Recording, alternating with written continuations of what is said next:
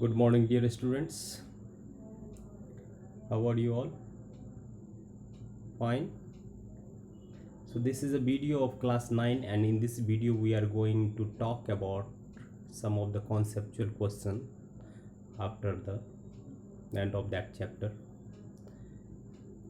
The very first question you can see that is to classify some changes has been given over there, and in that you have to classify that changes are physical or chemical change. Okay, as you know that some changes which is temporary in nature, that one is known as physical changes, and that can also reversible, that one you will categorize as the physical changes. Okay na? And chemical changes are that kind of changes, that one is the permanent change and irreversible change. Okay na? So you have to understand, and on that basis you can classify. The very first one you can see, the reason is that is also asking here, give reason. Classify each of the following as a physical or chemical change. Your first aim is to that, and then after you have to give the reason why this is so. So you can see the very first question is that drying of a shirt in the sun. You know, this one is a physical change. Why it is physical change? Because after drying of shirt, the water vapor, means water was already, or water was there with your shirt, and when the evaporation process carried out in the presence of sunlight, the water of the shirt will transfer into the water vapor.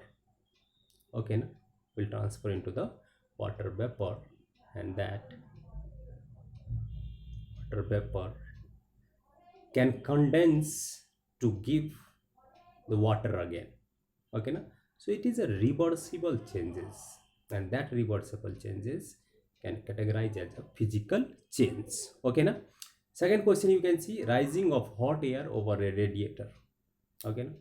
Again it is a physical changes. Again this one is the temporary change. This one, hot air will rise. Okay na? After it will condense, it will become again and again reversible, it will be. So physical changing. Burning of kerosene in a lantern, that one is a chemical change. Why? Kerosene will burn. Okay na? It will produce flame. Kerosene will, you will not see kerosene after that one, because kerosene will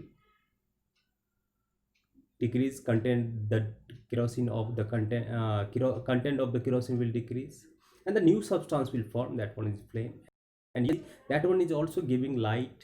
Again heat also it is giving. Okay, so that one is a chemical change, burning, and burn to produce some of the gases, harmful gases. Okay now, that one gases is a new substance, and that new substance comes into the category of chemical changes. Okay now, then after you can see change in the color of black tea on adding lemon juice to it. Change in the color of black tea. If in the question only it is given change in the color, so you can see new substances are formed. Already new substances has formed, so change in the color of black tea. Black tea is there, and new substance, that one is changing in color. So we can say that change in the color would be there, and that one is known as chemical change.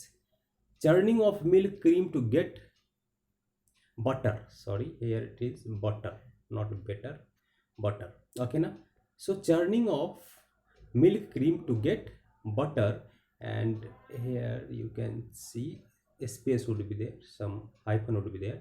Butter, it would be a physical change, it would be a physical change. Okay now, only the physical property of that milk is changing, it is converting to butter. Okay now, so that one is a physical change. Here you can see you are provided with a mixer containing sand, iron filling, ammonium chloride and sodium chloride. So you should remember that one. You have sand containing sand plus iron filling, ammonium chloride and sodium chloride. Describe the procedure you would use to separate these constituents from the mixer. Okay na? Describe the procedure. How would you separate these constituent, you have four things: sand plus iron filling, ammonium chloride, and sodium chloride. Let me discuss this one here. You have a mixture of, first of all, sand. Second one, you have ammonium chloride, NH4Cl, then NaCl, and then iron powder would also there. Four things are you are having. Okay, sand, NH4Cl, NaCl plus Fe. First of all, you will take one of the, you have to separate all these constituent. How will you separate? First of all, roll out one magnet through the mixer of all these things. These are present in the mixer form. Okay, na? So first of all, you will roll one magnet through these all, through this mixer. What will you see? Iron is a magnetic material, NaCl is non-magnetic, NH4Cl is non-magnetic, sand is non-magnetic. Iron will stick onto the magnet, but rest will not attract towards the magnet. So iron will be separated, from the mixer. Yes, iron will be separated. So you have got your iron. Now second thing, what will you see? NH4Cl. This one is sublime one. This one is sublime one, solid to gas. Okay, na? So NH4Cl is separated. Okay, na? Now it is, how will you condense that NH4Cl? You can condense directly. I have given the technique: sublimation procedure, funnel, you have taken inverted funnel, heat you will provide, that will condense on the tip part of the funnel, and that will vaporize, condense, and that you condensation you can obtain that NH4Cl on the tip of that funnel in the solid form. Okay, na? So sublime. Now you have only two things: sand plus NaCl, sand plus NaCl. And now you can see that sand plus NaCl can be separated by filtration. Okay, na? That filter product will be collected at the ordinary filter paper, filtrate. That one is sand can be called as a filtrate. So everything is written here. You can see, you can read that one. First of all, iron fillings can be separated by magnet. Then remaining mixer, ammonium chloride, sodium chloride, and sand is there. Ammonium chloride sublimes, and then after filtration we will use, here it is written filtration. Okay, now filter the solution. So you should know this thing. Here, what is the difference between distillation and fractional distillation? What is the difference between distillation and fractional distillation? Dear student, you should know. There are the definition for this given. Distillation is one which has more than the boiling points difference between the two miscible liquids. Okay, na? Two miscible liquids only can be separated in the distillation and in the fractional distillation. Okay, na? Here it is written.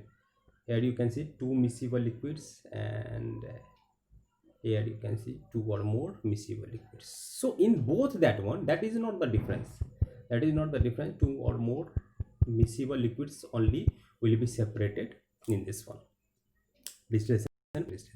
But in the distillation, the boiling points difference between the two liquids would be more than 30 Kelvin. More than 30 Kelvin. Here it is written. The large differences in their boiling points, more than 30 Kelvin. That one is distillation. Simple setup and consume less energy. Less energy it will consume. But in case of fractional distillation, the differences in the boiling points are very less, less than 20 Kelvin to 30 Kelvin. That's it. Less than 20 Kelvin to 30 Kelvin. That's it. Okay, na? So that is the differences you can see. But it will consume slightly more energy because distillation consuming less energy. So you have understood. This is the thing you should understand. Distillation at the differences between the boiling point more than 30 Kelvin, and in that one fractional distillation less than 20 to 25 Kelvin. Now next one, what are the differences between physical change and chemical change? As I have taken one question also. This is a very simple question. Physical changes are temporary changes which can be reversed back. Only the physical property of the substance changes. No new substances are formed. The chemical composition does not change.